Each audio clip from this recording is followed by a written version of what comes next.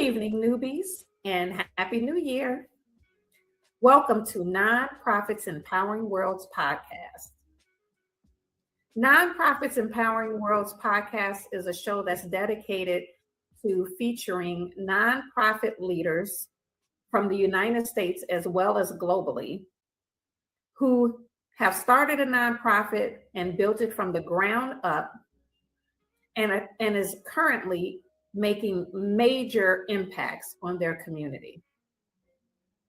Today, we are joined by Zelda Robinson from Chicago, who has a nonprofit called the Higher Learning Network. But she is not just a nonprofit founder.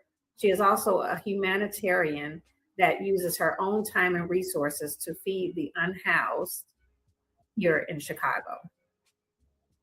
So we're going to talk more to Zelda about her journey and what motivates her to do this kind of work and how she stays so youthful looking and vibrant. Look at her, isn't she gorgeous? She doesn't play the guitar, but I love this picture because I think it exemplifies who she is as a person, a free spirit. Before we bring her to the stage, I would like for you to hear a word from the Female Solution Global Broadcast Network, which is the network that we are a part of. I am your host, Bridget Scarborough. I am a nonprofit strategist and founder of 501c3 My.org.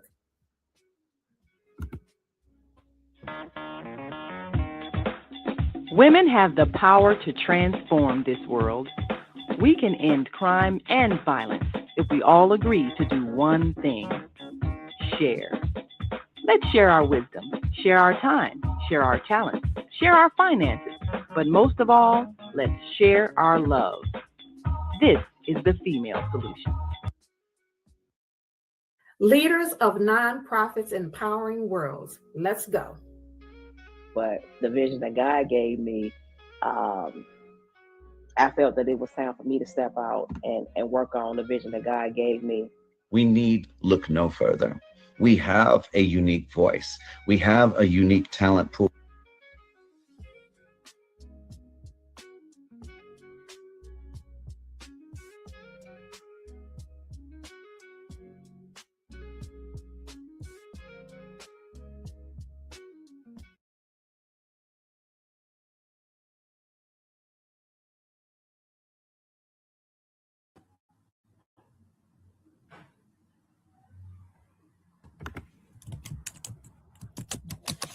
Hey, Zelda.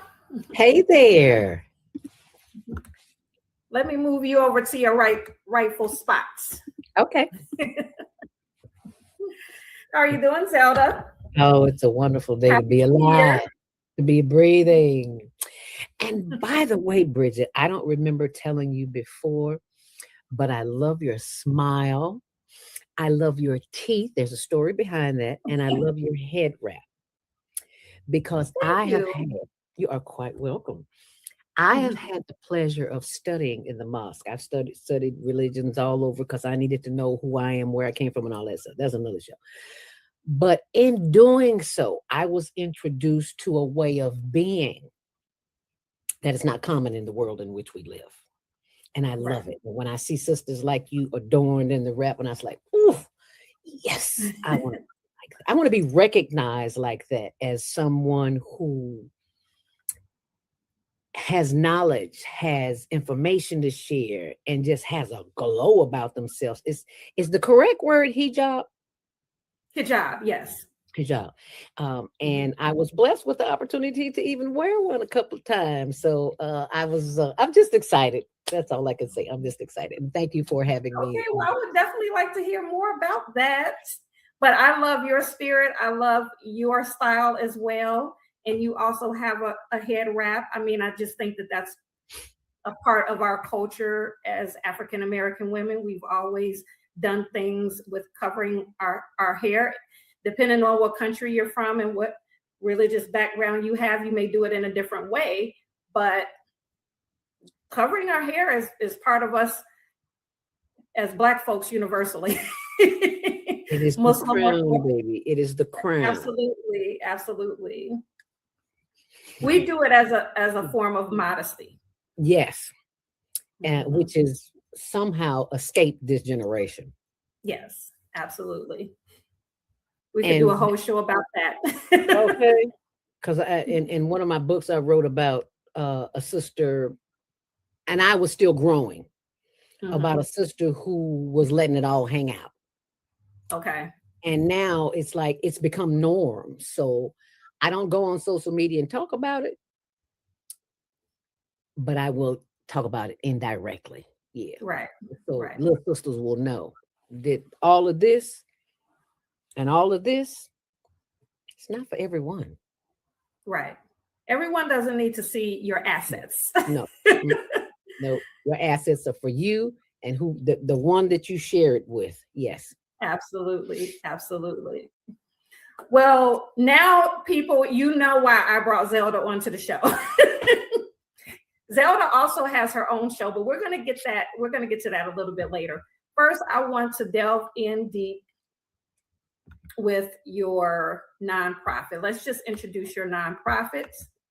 And if you can let us know, tell us a little bit about the Higher Learning Network. I've pulled up your mission. Okay. If you can just, you can read the mission, or you can just tell it to us in your own words, but we just want to know, what is the Higher Learning Network nonprofit? What is that? And I love your logo, by the way. Oh yeah, we went through some changes with that, but Spirit worked it out, always does. This organization came into being as a result of my, not necessarily mine, but a community effort to bring the children that would come to the radio station. I retired from WGCI radio, AM 1390, not the FM, not the heathen stuff. I'm sorry, I'm judging. But on the AM side, which was gospel music. And that's what I was raised in. So I felt right at home. But it appeared to me that children were always coming through the station. They're fascinated by the DJ and the music and everything, but they don't have a clue that radio is a business. So someone said to me, Zelda, maybe you should start while they having these tours. Maybe you should do something with the kids too. And I'm like, okay, so what am I going to do with them? They already here. They're getting the information. Spirit to folk loud into it. You need to listen to it. I'm like, okay, so I listen. So we developed a program to teach them not only how to be on the internet, but how to find their purpose in what they're doing, their speaking, their thinking abilities, their hearing, their listening abilities, because that's not something that is taught in public school or any institution. For that matter, you have to have some form of attentive listening. And this is where they came into the studio and we taught them a little bit more than what they were hearing. So the mission is community. It's all about community, just like Kwanzaa. It's all about community. Okay, so you did some work with Betty Shabazz school as well, right? Yes, ma'am. Was that your first? Yes, was that ma'am. the first program that you implemented? In the Betty Shabazz International Charter School, yes. Naima Latif, which is in Chicago, by the way, for my non-Chicago listeners. On the south side of Chicago. What is it? Right off of 78th and Drexel, I think it is. Excuse me. Our executive producer of the Female Solution podcast, we're on 7 days a week.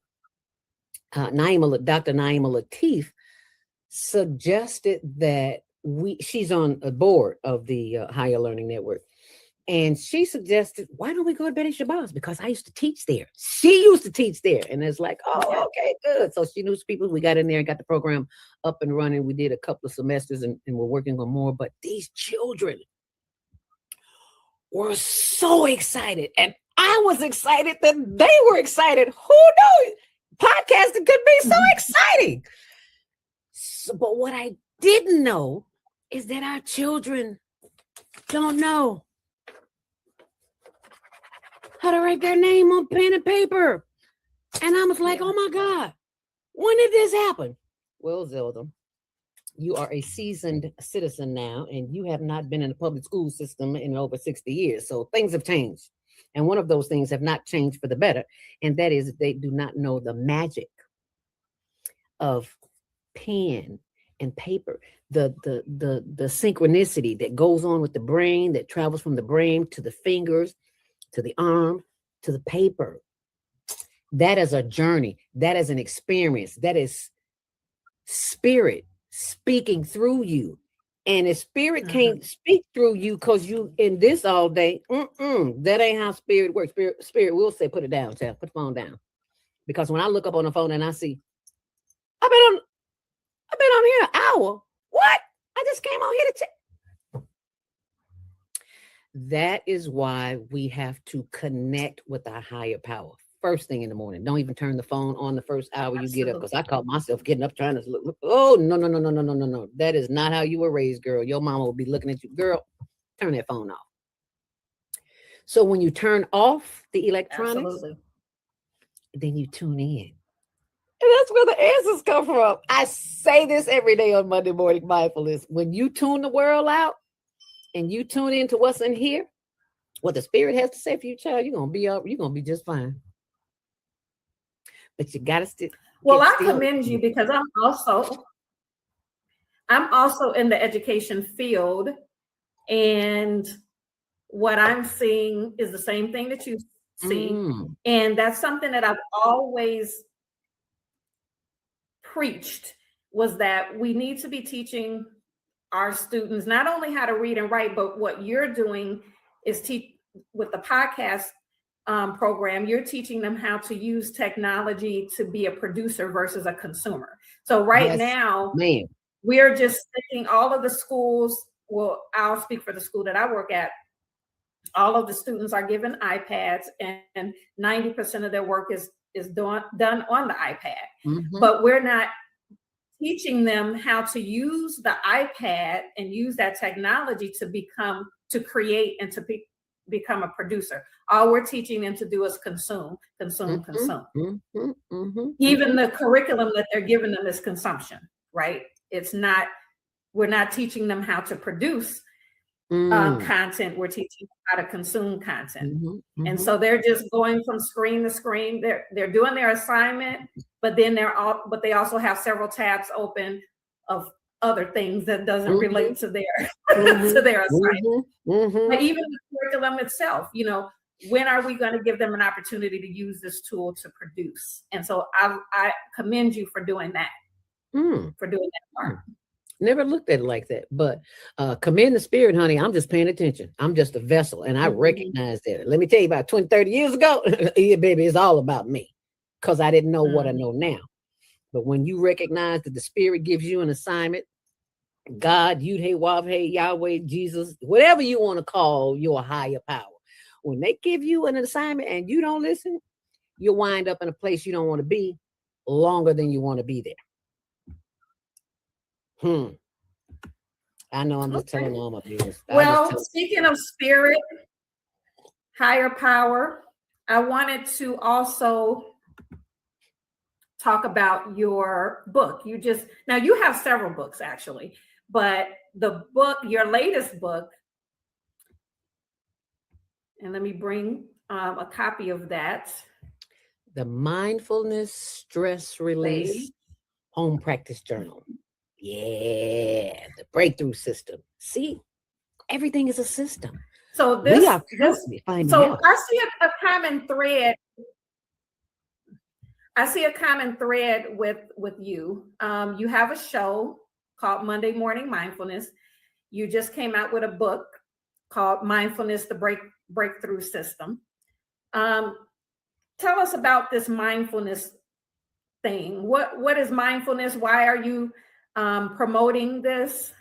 What is your connection to mindfulness? Tell us about what this concept is.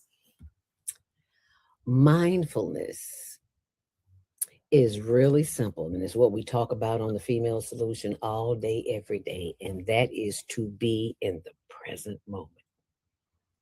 Mindful of right now, because most of the times we're thinking about what happened and our to-do list, and we all up in here and not in here. So this program came about as a result of my having an accident and having been hospitalized with a broken ankle. You see, because I had been getting the messages for some while on certain things that I need to be doing with the organization, and I was a little overwhelmed and overworked and underpaid and all that good stuff. But Spirit said, you need to sit down and do this. And I'm on my way. I was working at the time, still working. And I was on my way to work and had an accident.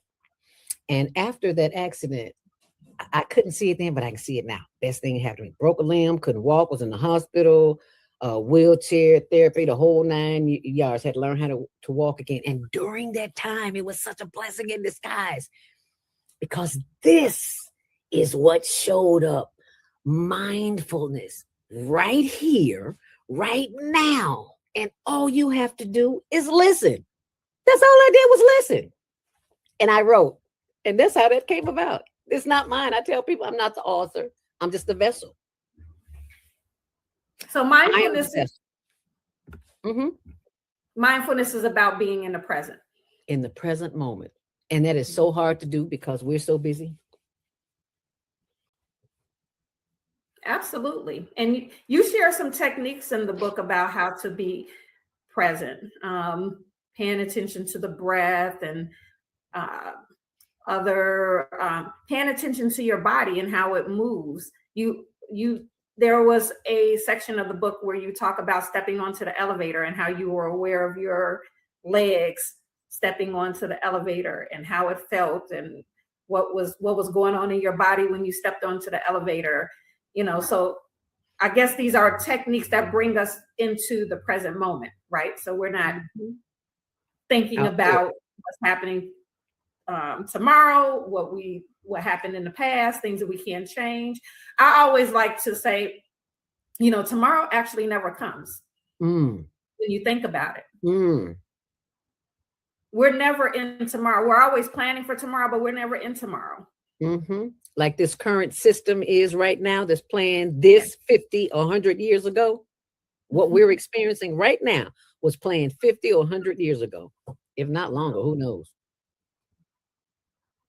So go ahead. It's a challenge being in the present moment, because there's so much coming at us from all sides. From the what do you call it? The chemtrails, Yes. which is disturbing our inner. So it's a real challenge to be present at any moment in time. And one of the most powerful things that you can do at any moment in time, ever in life, is to use the stop technique that I developed. That Spirit gave me. I ain't developed nothing. Quit lying, girl. Spirit gave it to me. STOP. Stop. Whenever you are out of sync, unbalanced, stop. STOP, and breathe. You simply go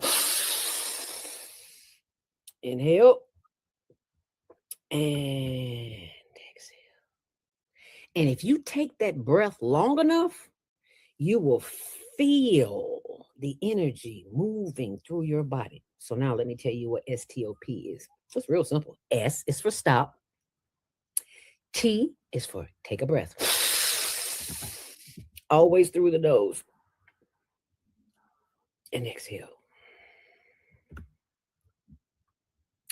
O in the word stop is for observe. See how we always look up, down, and around, but we seldom look within. That's the observation that we want. And last but not least, it's the P in practice, STOP. You got to practice it. It's not going to happen on your own. You can't do it when you're not disturbed. You got to do it when you're disturbed. And the way to do it is go.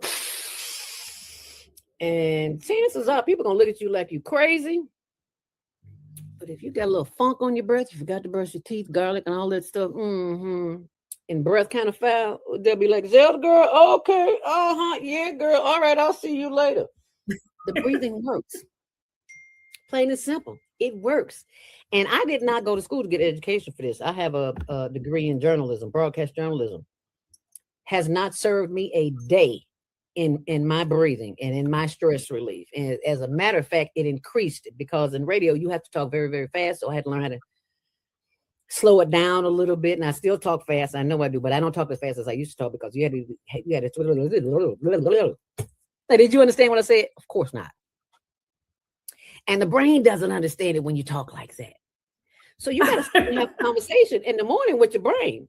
What? Right. Are you serious? I got to talk to my brain. It's in your head. Why wouldn't you talk to it? It's yours. Makes sense to me. I'm just saying. So is this something that you shared with your students? With my listeners about the breathing? About the breathing every morning, every Monday morning. When you were teaching? At the at the podcast train? Absolutely. These genius children, they are so far ahead of me. I was like, can we just go over here and sit down and have a conversation so you can teach me a few things? Well, Miss Zelda, I don't know nothing. Yes, you do. From the mouths of babes. I learned that as a little girl. Yeah. Don't tell children to shut up. Allow them to speak. They may speak at inappropriate times, but allow them to speak because this ear may not hear it, but this ear right here might hear it. And that's the ear we need to listen with. It's the heart ear. Is there such a thing? Well, it is now. The heart ear. That's what I'm calling it. And they really got a professional because you have a background in radio. You worked for WGCI. You were a host on WGCI, correct? Mm-hmm. V103. V103 and WGCI AM. I worked at every radio station in Chicago. JPC, John H. Johnson, the only black man that had a radio station in Chicago. WNUA, Smooth Jazz 95.5. WCRX. There's a lot of them. I don't know. I can't think of all of them, but it gave me a foundation, and I'm so glad I had that because it gave me exposure to other things, to other people. How many years did you do that? How many years were you on radio? Oh gosh, now you want to make me think. 25, somewhere around there, 25, 26, 27, 20, somewhere around there. I started in 1900 and something or another. I don't know. But I was the oldest student because I was a late bloomer. I went back to school at 36 to get my degree in broadcast journalism because I was working as I did a clerical work, just like all other women. I did clerical work and it just wasn't satisfying. And I'm like, I got to do something. I don't know what to do. And at the time I was know what? Huh? Well, in the research that I did, I discovered that me and you have the same alma mater. I'm a graduate of Columbia College, and so are you. Really? I did not know that, Bridget. Yeah, wow. I actually started out as a journalism major, but I dropped that and went into education. Oh, wow. Good for you. You see what journalists are at right now, right? Yeah, exactly. I mean, well, right now you can be a journalist without having a degree because of the internet. Yeah. Independent journalist, yeah, because gone are the days of AP and Newswire, and I was a member of the Chicago Association of Black Journalists for a while, and it just kind of died out when COVID hit. Everything died out, right? And being in that circle for our children really, really gives them a head up, and not only do our children. Oh, my battery's about to go out. I got to plug my computer up. I thought I had it plugged up. Not only, I forgot what I was getting ready to say. I saw my. You said not only do our children. You're about to say something about the children. Oh, they spoke to children in China. They spoke to the children in China. Naima Latif, Dr. Naima Latif, executive producer of the Female Solution, has a niece who lives in China. And we were having a conversation, and she said, well, maybe we should connect American students with Chinese students. I'm like, yeah, that'd be a bomb. That would be awesome. And that's what happened. That's And nice. they learned a little Chinese. We learned a little Chinese.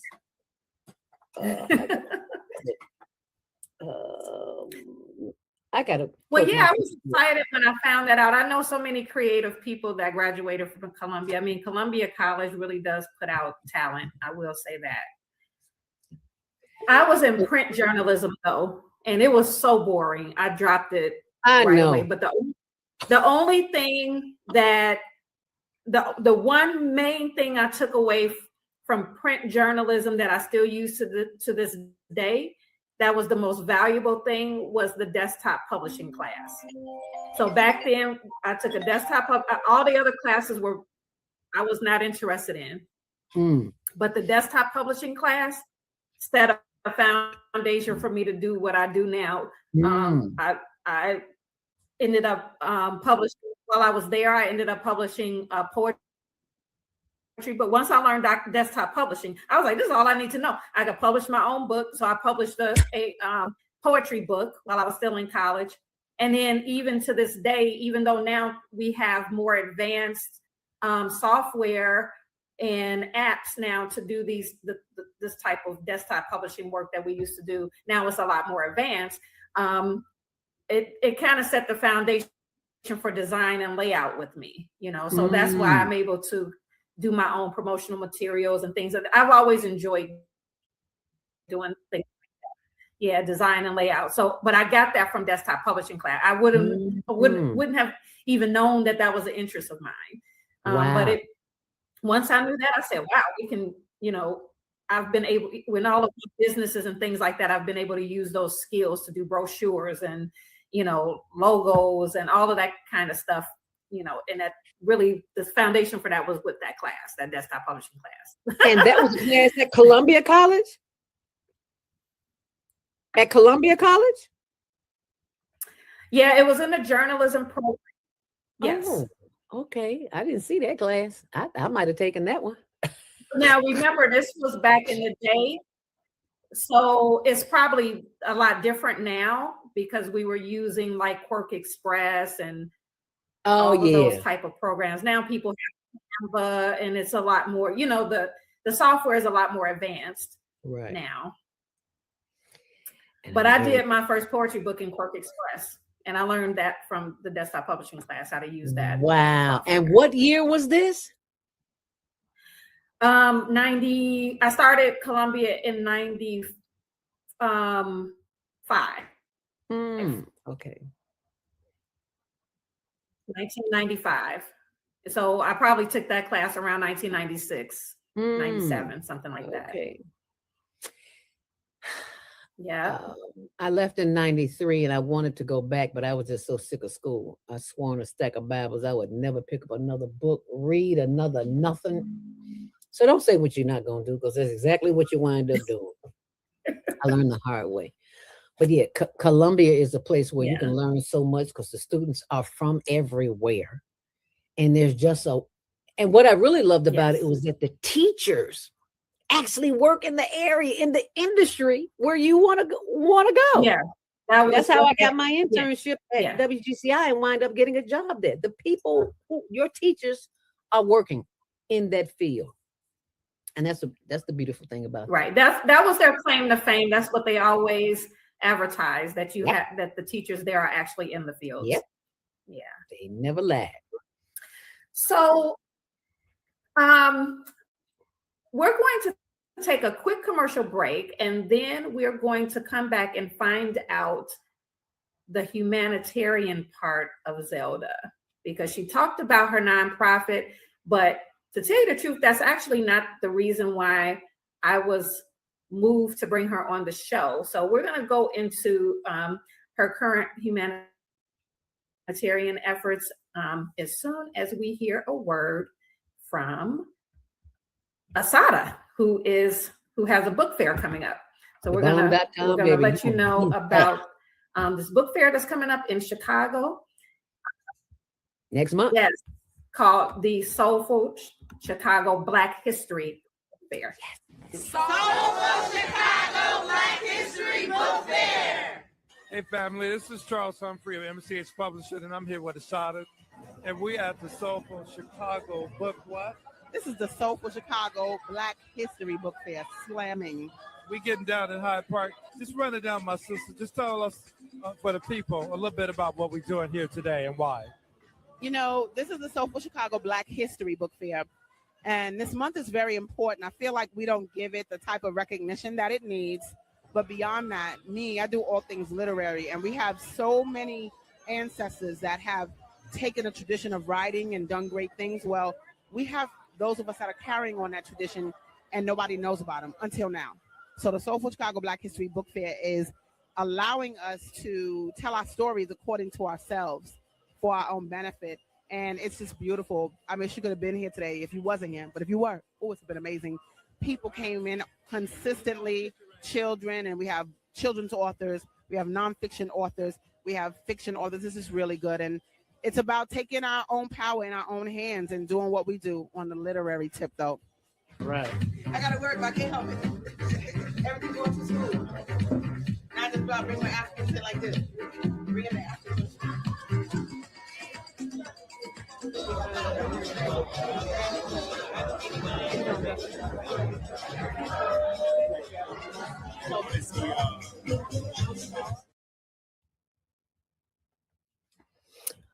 Book fair. So if everybody mark your calendars, February 15th, the Soulful Chicago Black History Book Fair this year is going to be in Bronzeville instead of Hyde Park.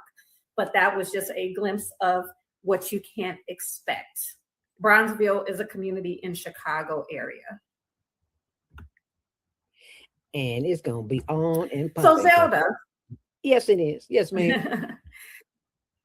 So I know that you currently do a lot of work with the homeless, and that's actually why I initially wanted to bring you onto the show. As I delve deeper into who you were, I noticed you do all of these other things.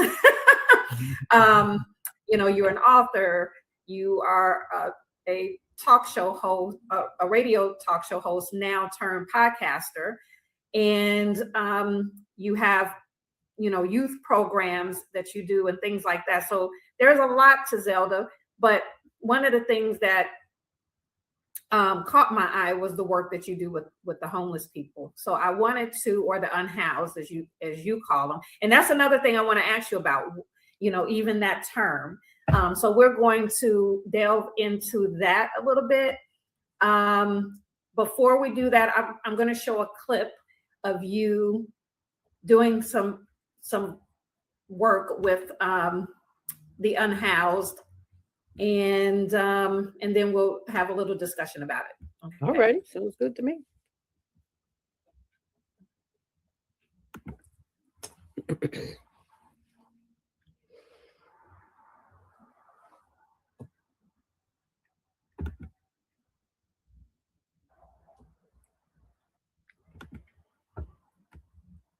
Okay, give me a second. Mm-hmm. I And am. while you're doing that, I can tell the audience about just this past week. It don't get no better. Remembering National Homeless Persons Memorial Day this weekend was the celebration. Say, remembering the Homeless Persons Memorial Day. Yeah. Because you don't never know when you gonna be next. So as my granny used to say, child, you better help somebody, help somebody. And we talk about helping yourself, helping others. And you don't have to know them to help them. Absolutely. And I'm going to try one more time to bring this. Okay. Okay. Nothing Let's try beat a this one more failure but a time. try. Nothing beat a failure but a try. All you gotta do is keep trying. You don't get it the first time. Try. This time of year, we help people. That's what we do. Y'all don't do like that. Distribution starts in about 15 minutes. But as you can see, we have people everywhere. all down the line. And it's gonna be Christmas because we got people who love helping people. How cool is that? It don't get no better. It don't get no better. You don't feel good. Something wrong with you. You ailing. You just feel out of sorts. Go do something for somebody else. Watch your whole spirit change. Watch what happens to you. Watch what comes to you. Ooh! I cannot tell you. I can only show you. But don't believe nothing I say. Do it for yourself. And So watch. this is how you spent your Christmas, correct? Yes, ma'am. This is how you spent Yes, your ma'am. Christmas, right? And this is why I say you have the nonprofit, but you're also a humanitarian. I'm not sure how much of what you're doing with the homeless relates to your nonprofit, or is this something separate that you're doing? But let's talk about that. Like, what made you start servicing the unhoused? And also, why do we call it unhoused instead of homeless? What I grew up calling people that didn't have a home, homeless. Why are we now transitioning to calling it the unhoused? I'm so glad This is something new to me. New to me too. It's like, okay, so you've been calling the homeless, our unhoused neighbors, you've been calling them unhoused since you were a child, 50, 60, 70 years ago. So one of our callers, Baba Kwame Sunhorse, called in one day and he said something to me here. We're talking about the homeless, unhoused. And he said, Elder, think about this. No one is ever homeless, ever. And this is what he said. He said, the sky is your ceiling. The ground is your floor. And the walls are your environment. Okay. Your donation. And that is from Mrs. Deborah Smith, who is on every third Saturday on the Female Solution. She's our travel expert. And we've taken trips with her. So we know she know what she's doing. But let me back up. And thank you very, very, very much, Mrs. Deborah Smith. And for all the listeners and all the viewers who find grace in their heart to share what they have. But I want to go back to the beginning. In 1900. And I apologize for the video interruption. I'm still new to don't worry, maneuvering. You're not by yourself. I'm new too. I have a little bloops all the time. So trust me, you're not by yourself. Yes, I'm still new to maneuvering some of these functions here on StreamYard. But go ahead. You were talking about why we don't call homeless people homeless. Because people have an agenda. And I discovered that agenda is not for the best interest of those who are living on the street. I watch a lot of YouTube University. That's where I get a lot of my information from. And when I discovered that many nonprofits, not ours, but many nonprofits get millions of dollars, and here we are here scraping, it's because they know who to connect with, and they know how to spend the money, and they spend the money on salaries, not always on the unhoused.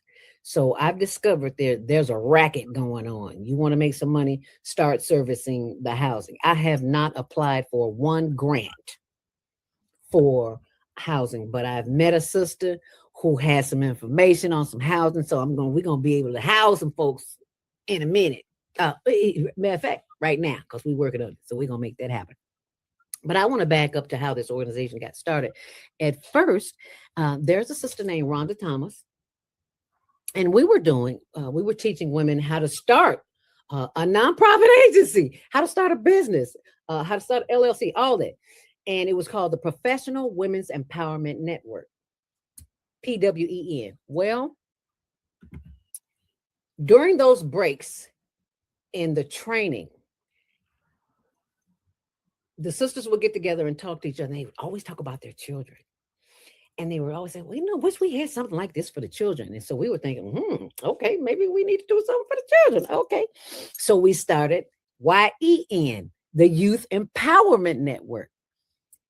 And then after a while, the adults said, okay, you training the children, but you need to come back to us. So it's like, okay, we got the youth and we got the adults. And we can't use any of those names. We can't use Professional Women's Empowerment Network. We can't use Youth Empowerment Network. So we need something else. And someone comes along and brings me a big H. And what am I supposed to do with this? And something said, Spirit said, just hold on to it. And it's like, okay. And out of nowhere came the word Higher Learning Network. And I got it and it clicked just like that. So even though we went from Quinn to Yen to HLN, we are now the Higher Learning Network. And we've been operating since 1900 and something or another. I don't know. Anywho, I just love saying 1900 or another because that makes you sound really, really, really old, right? I want to get to be 102, that kind of. But homeless or unhoused, because when we say the word homeless, it has a negative connotation, like you're unworthy. You are not a person that I would like to associate with because you have nowhere to live. Worst thing in the world. What kind of consciousness is that? So maybe, just maybe, I don't know, just maybe somebody came up with unhoused because it sounds a little more palatable, a little bit more friendly. Not so the homeless people over there, but now they're unhoused. Where do you think it came from? That's what I think. I don't know. And that's just in the last 5 Well, you started years. to say that somebody shared with you. Somebody stated, people. Yeah, you started to make a statement, and I think I interrupted you with that video. But you were saying that someone said that they have the sky above them, they have the ground below them, or something to that effect. Did you want to finish that statement? What was the message there? He's Baba Kwame Sunhorse, who is a seasoned citizen. He lives in Georgia. Naeem and I and somebody else, Deborah, as a matter of fact, went down to Georgia. I forgot what, it wasn't Atlanta, it was a suburb of Atlanta. I can't remember which one. And we were having a conversation. We went for a little powwow in the yard where, not a smoking powwow, but a powwow where great minds came together to focus on the upliftment of the community. And while he was there, he said something that struck me. He said, the sky, there's no such thing as homelessness. It's unhoused. The sky is their ceiling. The ground is their floor. And the environment are their walls. And I hope I said it right, Baba. I hope I said it right. Because America has taught us that if we don't have the traditional housing, like in the motherland, we live in huts. Let me straighten that out. In the suburban part of the continent of Africa, in the hills, people live in huts, and there's nothing wrong with living in a hut. You learn how to survive. You learn how to use your instincts because you're out there with nature. You don't have the ability to go and open a door and go sit on a toilet and squat and release yourself. You don't have that. So you have to become creative. You become a genius through survival, through instinct. And there's nothing wrong with that. I've lived not on the street, but I've lived somewhere I didn't want to live. I'll put it like that. I wasn't on the street. I was in a house. I was in an apartment. I was in I had my own bedroom. It wasn't mine. When we're taught that, family doesn't matter. Everybody needs your own. No, you don't. You need family. You need people that are familiar with, that you are familiar with, because you have something in common. We have a collective consciousness, and the ancestors are always talking. We just too busy listening. I'm sorry, I talk too much. Go ahead, girl. I do that. Oh no, I'm soaking up everything you're saying, because the other thing that we don't think about is there's homeless people that we know are homeless because they're literally sleeping on the street. And so we can look at them and say, okay, this person is homeless or this person is unhoused. But there's another population you just described where maybe they are living up under a roof. However, it's not their own. It's somebody's, they're staying on somebody's couch. They're going from house to house, different day, a different home. They may have to hustle and manipulate to, get somebody to let them stay with them, for that night or a couple of nights. And then they have to do the same thing. It's like, okay, repeat, next day, repeat, same thing. Whose house am I going to be staying at tonight? Who am I going to smooth talk my way into or manipulate or, whatever they have to do. So, there's people that, again, they may have a roof over their head, but that doesn't mean that it's theirs. We have a student population. That's where the McKinney-Vento laws came into play, because, a lot of our students are homeless, living from place to place, living in a car, things like that. And they might not have an address. So homelessness looks like a lot of different things. Just because you are sleeping under someone's roof doesn't mean that you're not homeless. And I had no idea that there were so many unhoused children. Yeah. 9, 10, 11, 12, 13 to 19. One could almost say I was homeless as a 10-year-old when my mom passed, but I had an auntie. I had an auntie in Mississippi. That's why I love Mississippi so much. And notice I said Mississippi. I didn't say Mississippi. I am a college-educated woman with a degree. Yeah, like that really means something, especially now. But Mississippi rocks. The most humanitarian folk I have ever met in my life will give you the shirt off their back, half the food on their plate, and that's where I get that from. Right. My auntie, Aunt Edna, thank you, baby. My Aunt Edna saved me when my mama passed, and they shipped me down south to go live with my aunt. And I left the train station. Hey, that's why I love riding the train. I had a phobia about it, but now I love riding the train. Get off the train station, get in the back of a 1939 Ford pickup. And I just felt so alone, so lost, like nobody wanted me. Nobody wanted to be bothered with me, a little girl.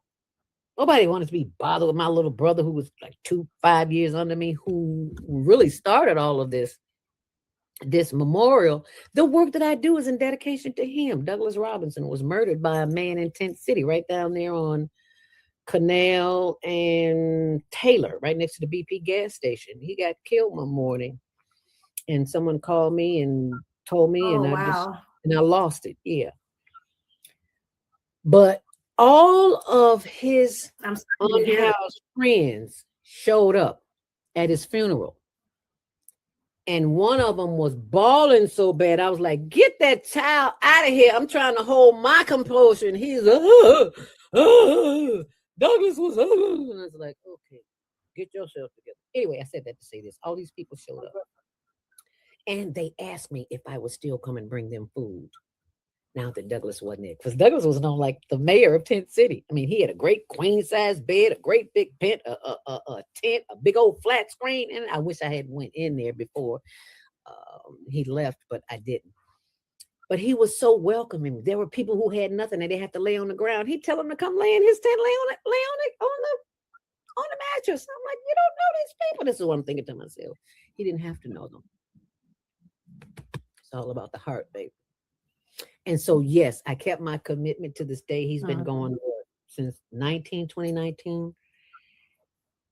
I'm doing the work of the creator. This is not about me or the Higher Learning Network. We just here representing. That's all we do. And I recognize that. And I'm grateful that I recognize, because baby, in my 20s and my 30s, I thought it was all about me. I'm a Leo, so you know how that go, right? Leos think it's all about, no, it is not about you. It's about the mission. You were just chosen to do it. And because you were hard-headed the first time, I had to sit you down so you could hear me, so you could get the work done. That's why I do what I do. It ain't because I want to do it. I mean, I enjoy doing it. It gives me joy. It gives me a lot of joy. I look forward to it. I hate to say it, but it gives me a lot of joy to know that because I woke up and I wasn't feeling my best and a lot of pain. But I had to ask myself the question, are you going to focus on the pain or are you going to focus on what you're going to do? So I focused on what I had to do, and the pain went away. What? Wow. Yes. Because I had a conversation that's going on all up in here, but I went to the heart and said, heart, you know these people need to eat today, and you know this sciatica is kicking me. I just, you know my heart, help my body move because I can't do it on my own. Let me go in there and cook that food. And I'm not a cook. That was deep. That was deep what you just said. That was deep. So that's your purpose. And I knew when I was, that's your purpose. I knew that what you were doing with the unhoused was not necessarily a result of your nonprofit. It seemed like it was something separate because you're not getting any funding for this. How do you get your resources? How do you gather the resources that you're giving the unhoused? Because it's not just food. I've seen you give blankets and you give hot food, but then there's also snacks. I feel like you're very thoughtful as well because you're thinking of everything that they may need. So I've seen you give blankets. I've seen you give snacks, desserts, hot meals, coats. Where do you get your resources from? Community. If you're not getting any grants and things like that. Community. We have not gotten one grant to do the work that we're doing. But because this is not something that we do all willy-nilly, we have been given the instructions to do it. And where the instructions are giving, the provisions will be provided. And I know this. So my mission for 2026 is to enlarge our territory by getting other folk to join us in the work that we do. Oh, there's there's an organization called Street Samaritans that I went and volunteered with, who go out and did they feed them? I think they gave them more resources than food. I don't think they gave them food. If they did give them food, it was snacks, a lot of snacks. That might be where the idea where I got the snacks from, because we were always giving them food, but we weren't giving them snacks. But just to back up a little bit, I have been a volunteer at an organization called eaachicago.org. When it first started in 1980 something, I don't know. Anyway, I've been a volunteer there for over 35 years. And since I was there with the executive director, and he knows I wasn't doing this then, but I've always been a volunteer. They offer CETA, LIHEAP, clothing, food for seniors, and construction as well, if their homes are falling apart. So I knew about this organization. And then I went to another church that my cousin took me to, and I volunteered there. So it's like I'm getting all of these organizations. So I'm asking these organizations to donate as well. And when they donate, that's how we get the big meals for Christmas. We had a ham. Thank you, Congressman Danny Davis, and the Hope Coalition. That's where we got our ham from. Thank you, Linda Barker, CEO of Sisters of the Hood, who sent me there to volunteer. And I volunteered. You need something done, call me. If I'm available and I'm in no pain, I can help you. So I went there. And because of that, they also gave us some toys to give to the children, even though I don't believe in that, children need to know that they're loved, and that's how you're going to show them that they're loved, give them toys, then give them toys. So I got some toys. I can, yes, I can. Being a volunteer enriches your life, and you learn so much every single week. I go there every Thursday from 2 to 4. I get there at 12 and leave at 5. But those are the hours that we distribute food. And they always let me take something to the unhoused. And I am so very grateful. And I am even more grateful for people like you who are watching this on the Female Solution, who send in whatever you have, $1, $5, $10, $20, $100, $200, $500, whatever you send in. We have regulars who send in money all the time. And I show them, and I tell the people when we're filming and say, look, I do not have to film you, but I do have to film me or him giving the food away. So these people will know we ain't out shopping. We don't do that. Girl, if I never hit another store in my life again, it'd be too soon for me. We're not out spending money, traveling all over the world. I see where people take people's money and they just go and have a good time. That's not what we do. Our heart is in the work that we do. So, and we got to count. And we give, what do they call it at the end of the year when you give a financial statement of how much money you've donated? We give that too. So if you need that, we got that for you. A charitable receipt. Yes. Yes, a donation receipt or charitable receipt. Yes, ma'am. I have another, first, before, I have another video that I want to show, but before we do that, if somebody did want to donate to you, how would they contact you? Should they go to the website and contact you? Mm-hmm. Okay. There's a big PayPal sign there, and if they can't go through PayPal, they just scroll down the page and leave me their contact information, and I'll send them. We have Zelle, Venmo, Cash App. There's another one, I can't think of it. But anyway, if they go to higherlearningnetwork.org and just scroll down and put their information in there, and we'll contact them and give them a receipt for their donation. Absolutely. And you're a 501c3 organization, so they get a tax write-off for that? Yes, ma'am.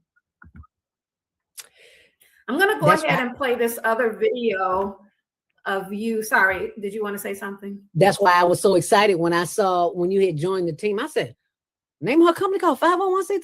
Oh yeah, I got to talk to this. She's bomb.com. Yeah. But she knows some things. Yeah, she knows some things that I might not know. Yeah, I got to talk to her. And then out of the blue, I was like, oh, okay, still working. Always, girl. That's what I'm talking about. Yes, ma'am. Mm-hmm. Well, you can always schedule a consultation. I just had a consultation with Naima about some things that she wants to do. Okay. Wonderful. Yes, ma'am. I will be doing just that. So let me show this other video of you providing resources to the unhoused. And then I had a couple of questions I want to ask you about that. Okay.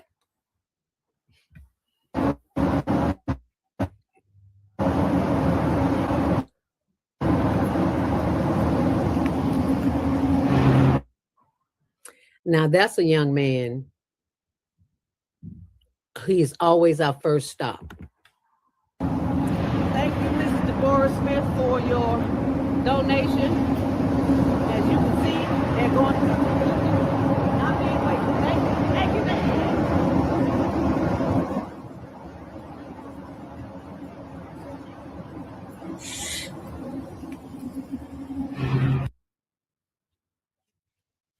That young man is always our first stop on our journey, because we always see him first, and he's usually always there. And I never because I don't like to be awakened when I'm asleep. I don't never want to wake him up, but Tony's like, wake him up. We got food for him. And he usually wakes up. So that's just my idiosyncrasies. Yeah. Because you wake me up when I'm asleep, you're going to have a problem. I'm telling you that right now. That's actually one of the questions I wanted to ask, because I've seen several videos with you where you're hesitant to wake a person up, and you're talking about that. And then sometimes I believe there was an occasion where you did wake them up, but then there's other occasions where you say, I'm not going to wake them up. I'm just going to leave the food here. So I want to kind of talk about what are the protocols for servicing the homeless. I mean, these are things that I would have not thought about, because, this is not the type of work that I do every day. So I don't, when I saw that, I was like, wow, that is something to think about. Do you wake the person, you have this agenda to feed the unhoused, but you get there and then they're asleep. So what do? Do you wake them up? Do you leave the food? Like, these are decisions you have to make. So what are some of the protocols, I should say, around servicing the unhoused, safety concerns, regulatory concerns, just concerns about their mental health, their well-being, and just being respectful. How do you approach this in a respectful manner? Like, what are some of the things that you have to consider when doing this kind of work? First and foremost, I'm so glad you asked that question, because you have to be mindful of the state of being a person who is living on the street.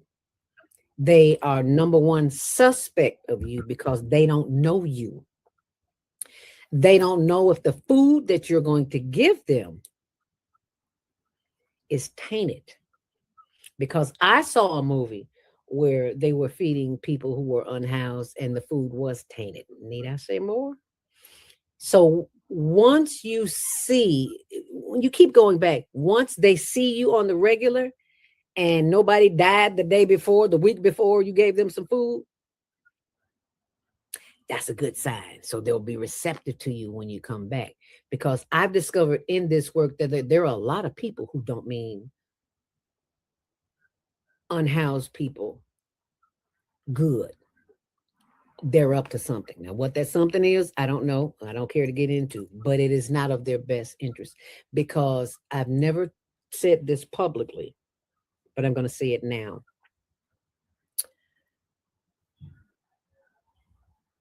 I was attacked mentally, not physically. I was attacked mentally by an unhoused person. And it wasn't in my duty of feeding. I was sitting at a park by myself, with myself, listening to some motivational speech or something. I don't remember what it was. And a guy walked up to me. He said, "Hey, Mom, can you give me some money?" I said, "Baby, I don't have any money, but I do have a gift card. We can walk around the corner to McDonald's and get you something to eat." He said, "I didn't ask you for no McDonald's. I asked you for some money." And I said, "Maybe you didn't hear me. I said we can walk around the corner and get you something to eat." Well, he got indignant. And I was like, "Oh, okay. Okay, so how are we going to handle this?" So I just let him vent. And then when he said it again, I said, "You know what? You need to go in the other direction, because I'm sitting here, a woman alone by myself. Don't let this cane fool you." And I picked up my cane and I stood up and put my hand in my pocket. And I said, "Now, if you want to come a little closer, you can. But if you want to go home tonight, if you want to sleep somewhere warm other than in jail, you need to back up off of me." And when I got up and put my cane down and put my hand in my pocket, he talked smack, but he walked away. And see, that wasn't number spirit, because I ain't had nothing in my pocket. He didn't know that, though. Mm-hmm. And my husband is always telling me, ex-police officer, he's always telling me, "You need to get a gun." And it's like, I don't want that energy around me, because I don't ever want to have to use it. Right. So he always tell me, "Don't go by myself." So I was by myself, with myself, minding my own business. I was not eating. So no one has ever attacked me. There's been a whole lot of craziness said, but it wasn't said to me. They just talk crazy among each other, because the last 2 weeks ago, we were in Underground Whacker, and a guy pulled up on a bike. And then there was another girl, a white girl, coming down the street, and she was just looking kind of crazy. And he was like, "Don't get that heifer no. Don't give her no food." And I'm like, "You don't tell me, first of all, who to feed. I fed you, I can feed her. If she on drugs, that's her business. My mission is to feed, and that's what I'm doing. He started cussing. I was like, you know what? That ain't what we do here. So I'm gonna let you go that way, and I'm gonna go this way, and you have a good day. That's how we gonna do that. You're not gonna talk. You're not gonna call a sister. I don't care if she's white. I don't care if she's high. I don't care if she's a drug addict. You're not gonna call another woman a bitch in my presence and expect me to be okay with it. That ain't how I roll. So we let her go. You go, and I'm gone. And I'll see you next week, and hopefully you'll have a better attitude when I give you some more good food. Oh, okay, ma'am. Okay, I'll do just that. We're gonna be just fine. Okay. If I hadn't stepped to him like a sister, ain't no telling what he would have did. So I had to do what I had to do to protect my sanity and my privacy so that I could continue serving others. That's just the Leo in me. That's all. Yes. And I'm glad we're talking about this because, yeah, there's always safety concerns in anything that we do. Always. You know, we have a good heart. We want to help, but you do have to be conscious of what the risks are and have some protocols in place. One of those protocols is that we pray.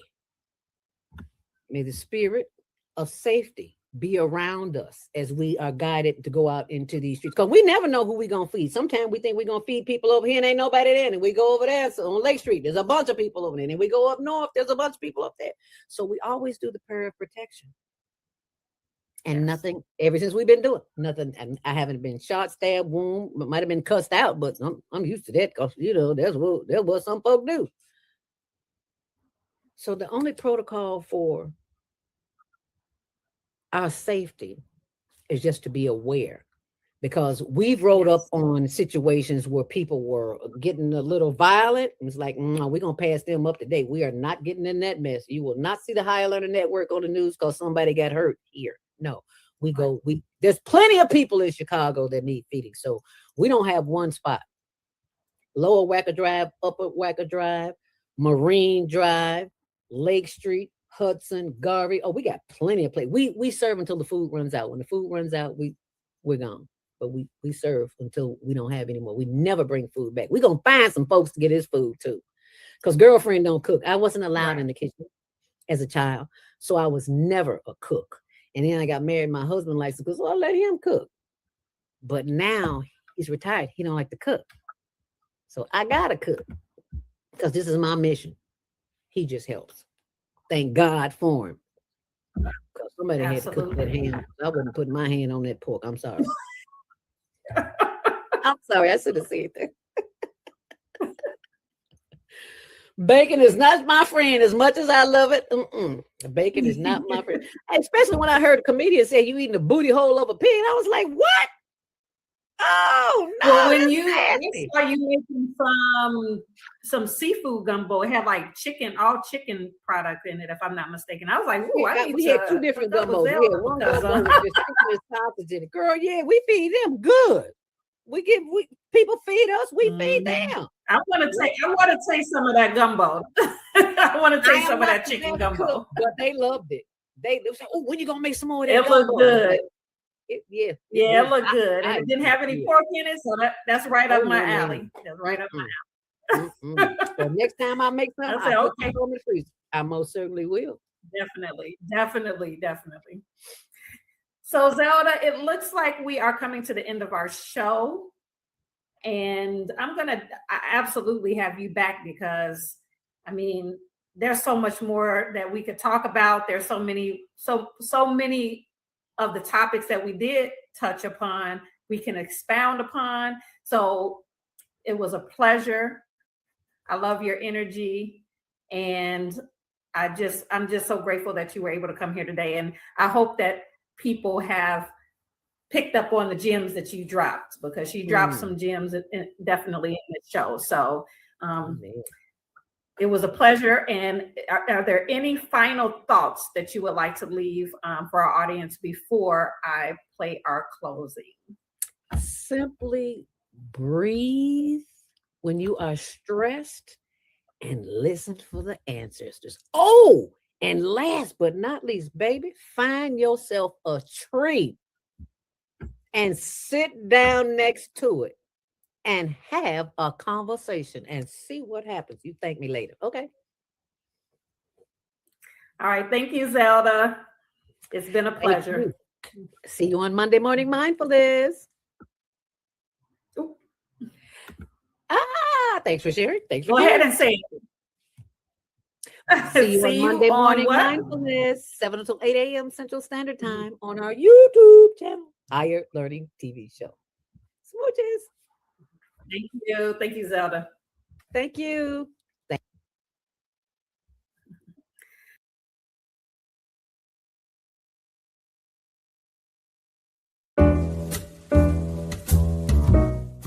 We've come to the end of our show today. If you missed any broadcasts, go to our website for the audio and video archives at www.thefemalesolution.com. On behalf of our team of radio hosts, I'd like to thank all of you who participated in today's discussions. And to our global family joining us from all around the world, we say thank you. To our family in China, xie xie. India, dhanyavad. Japan, arigato. Korea, kamsamnida. Russia, spasiba. Germany, danke. Poland, dziękuję. France, merci. Spain, gracias. Italy, grazie. Egypt, shukran. Ghana, madasi. Nigeria, eshe. South Africa, ngiyabonga. Senegal, jareh. Kenya, asante. Israel, toda. Pakistan, shukriya. Afghanistan, tashakur. Saudi Arabia and Palestine, shukran. Assalamu alaikum wa rahmatullahi wa barakatuhu. Thank you, and may peace be upon you and the mercy of God and God's blessings.